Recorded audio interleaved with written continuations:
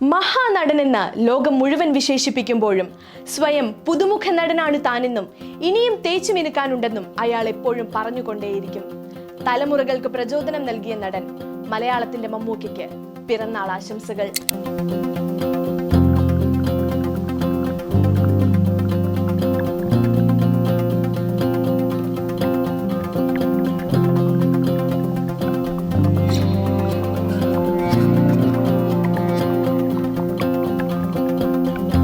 അഭിനയ ജീവിതത്തിന്റെ നിരവധി നാഴികക്കല്ലുകൾ പൂർത്തിയാക്കിയ മമ്മൂട്ടി വീണ്ടും ഒരു പിറന്നാളിന്റെ നിറവിലാണ്. സിനിമ സ്വപ്നം കണ്ടു നടന്ന ഒരു ചെറുപ്പക്കാരൻ സിനിമയിലെത്തിയ കഥ എത്ര തവണ കേട്ടാലും വീണ്ടും നമ്മളിൽ കൗതുകമുണർത്താറുണ്ട്. അനുഭവങ്ങൾ പാളിച്ചകൾ എന്ന സിനിമയിൽ സെക്കൻഡുകൾ മാത്രം അഭിനയിച്ചു തുടങ്ങിയ ആ 20-കാരനിൽ നിന്ന് ഇപ്പോൾ നേടിയെടുത്ത സിംഹാസനം പണിതെടുക്കാൻ തന്റെ കഠിന പരിശ്രമം മാത്രമായിരുന്നു അയാൾക്ക് മുതൽക്കൂട്ട്. മലയാളത്തിന്റെ മഹാനടൻ എന്ന് നമ്മൾ സ്നേഹത്തോടെ വിളിക്കുമ്പോഴും താൻ ഒരു മികച്ച നടനായിട്ടില്ല. ഇപ്പോഴും തന്നിലെ നടനെ തേച്ചു മെനുക്കിക്കൊണ്ടിരിക്കുന്ന ഒരു വ്യക്തിയാണ് താനെന്ന് അയാൾ വിശ്വസിക്കുന്നു. അതുകൊണ്ട് തന്നെ ഓരോ കഥാപാത്രങ്ങളിലും എടുത്തു പറയാൻ പാകത്തിന് പുതിയ എന്തെങ്കിലും ഒരു കാര്യം അയാളുടെ അഭിനയത്തിൽ ഉണ്ടാകും.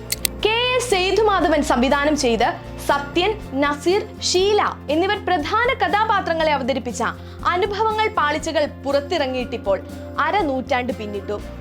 അവിടെ നിന്ന് തുടങ്ങിയ മമ്മൂട്ടിയുടെ അഭിനയ യാത്രയിൽ എടുത്തു പറയേണ്ട കഥാപാത്രങ്ങൾ ഏറെയാണ്. എല്ലാ കാലത്തും കഥാപാത്രങ്ങളെ തിരഞ്ഞെടുക്കുന്നതിൽ അയാളുടെ കഴിവ് എടുത്തു പറയേണ്ടത് തന്നെയാണ്. 1981 പുറത്തിറങ്ങിയ തൃഷ്ണയാണ് മമ്മൂട്ടി നായകനായി എത്തിയ ആദ്യ സൂപ്പർ ഹിറ്റ് സിനിമ. ശരിക്കും അവിടെ മുതലായിരുന്നു അക്ഷരാർത്ഥത്തിൽ മമ്മൂട്ടിയുടെ യുഗം ആരംഭിച്ചത്. നമുക്കറിയാം, മമ്മൂട്ടിയെ മമ്മൂട്ടിയാക്കിയ കുറച്ച് സിനിമകളുണ്ട്.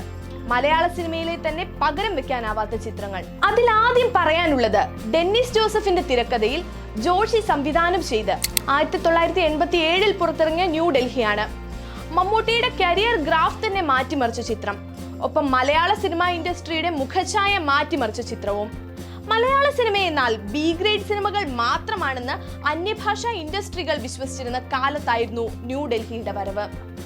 1986 നേരിട്ട കടുത്ത പരാജയങ്ങളെ ആകെ പിന്തള്ളാൻ ഈ ഒരൊറ്റ സിനിമയിലൂടെ മമ്മൂട്ടിക്ക് കഴിഞ്ഞു.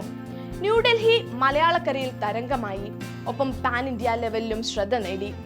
ചിത്രത്തിന്റെ തകർപ്പൻ വിജയത്തോടെ തെലുങ്ക്, കന്നഡ, ഹിന്ദി ഭാഷകളിലേക്ക് ഈ സിനിമ റീമേക്ക് ചെയ്യപ്പെട്ടു. ചുരുക്കി പറഞ്ഞാൽ മഹാനടനിലേക്കുള്ള യാത്രയുടെ തുടക്കം ഇവിടെ നിന്നായിരുന്നുവെന്ന് തന്നെ പറയാം.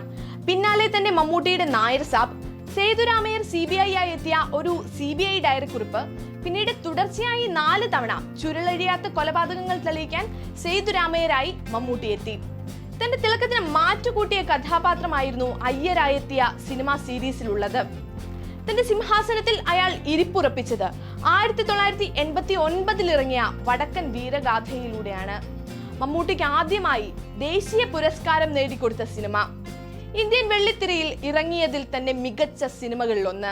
1992 ഒരു ഓണക്കാലത്ത് പുറത്തിറങ്ങിയ പപ്പയുടെ സ്വന്തം അപ്പൂസ് മലയാള സിനിമയുടെ തന്നെ അന്നു വരെ നേടിയ കളക്ഷനുകളെ മറികടക്കുന്നതായിരുന്നു. 1992 പുറത്തിറങ്ങിയ സൂര്യമാനസം മമ്മൂട്ടി എന്ന നടനിൽ നിന്നുണ്ടായ ഏറ്റവും മികച്ച കഥാപാത്രങ്ങളിലൊന്നായിരുന്നു. അന്നേ വരെ ആരും മമ്മൂട്ടിയിൽ നിന്ന് പ്രതീക്ഷിക്കാത്ത ഒരു കഥാപാത്രമായി ഉറുമി സായി പ്രേക്ഷകരുടെ മനസ്സ് കീഴടക്കി. മമ്മൂട്ടിയിലെ കഥാപാത്രം കരഞ്ഞാൽ പ്രേക്ഷകരും ഒപ്പം കരയുമെന്ന പ്രതീതി ആ സിനിമയോടെ നേടിയെടുക്കാൻ ഈ ഒരൊറ്റ കഥാപാത്രം കൊണ്ട് മമ്മൂട്ടിക്ക് കഴിഞ്ഞു. പിന്നീട് അങ്ങോട്ട് വ്യത്യസ്തമായ കഥാപാത്രങ്ങൾ കൊണ്ട് വിസ്മയിപ്പിക്കുന്ന ഒരു നടനായി മമ്മൂട്ടിയുടെ പരിണാമം നമ്മൾ ഓരോരുത്തരും നേരിൽ കാണുകയായിരുന്നു. 1994 പൊന്തന്മാട, 2004 പുറത്തിറങ്ങിയ കാഴ്ച, 2007 മലയാളത്തിന്റെ തന്നെ ബിഗ് ബ്രദറായി എത്തിയ ബിഗ് ബി, 2014 പുറത്തിറങ്ങിയ മുന്നറിയിപ്പ്, 2022 നൻപകൽ നേരത്ത് മയക്കം, 2024 ഭ്രമയുഗം, അങ്ങനെ നീളുന്നു എടുത്തു പറയേണ്ട ചിത്രങ്ങൾ. ഇക്കാലയളവിൽ മമ്മൂട്ടിയെ തേടിയെത്തിയ പുരസ്കാരങ്ങളുടെ ഒരു നീണ്ട നിര തന്നെയുണ്ട്. മതിലുകൾ, വടക്കൻ വീരഗാഥ, പൊന്തന്മാട, വിധേയൻ, ഡോക്ടർ ബാബാ സാഹിബ് അംബേദ്കർ എന്നീ സിനിമകൾക്ക് മികച്ച നടനുള്ള ദേശീയ പുരസ്കാരം അദ്ദേഹത്തിന് ലഭിച്ചു. അടിയൊഴുക്ക്, അഹിംസ, യാത്ര, നിറക്കൂട്ട്, ഒരു വടക്കൻ വീരഗാഥ, മൃഗയ, മഹായാനം, വിധേയൻ, പൊന്തന്മാട, വാത്സല്യം, കാഴ്ച, പാലേരി മാണിക്യം ഒരു പാതിര കൊലപാതകത്തിന്റെ കഥ, നൻപകൽ നേരത്ത് മയക്കം, കാതൽ ദ കോട്ട് എന്നീ സിനിമകൾക്ക് കേരള സംസ്ഥാന ചലച്ചിത്ര അവാർഡുകളും ലഭിച്ചു.